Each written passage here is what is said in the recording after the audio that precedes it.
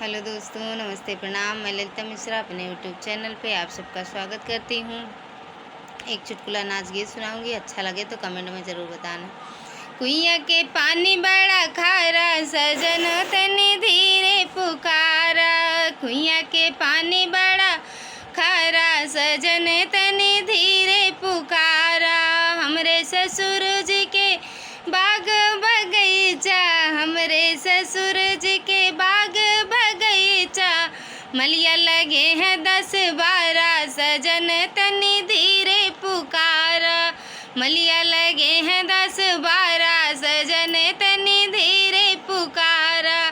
कुइया के पानी बड़ा खारा, सजन तनी धीरे पुकारा।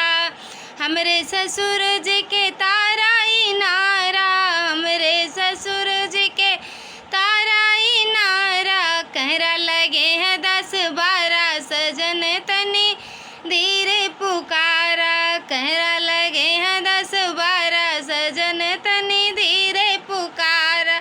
कुइया के पानी बड़ा खारा, सजन तनी धीरे पुकारा।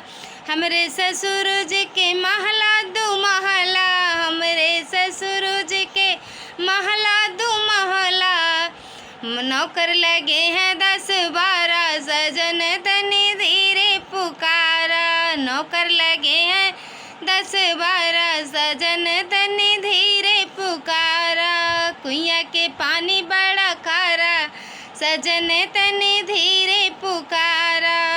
धन्यवाद दोस्तों, अच्छा लगे तो कमेंट में ज़रूर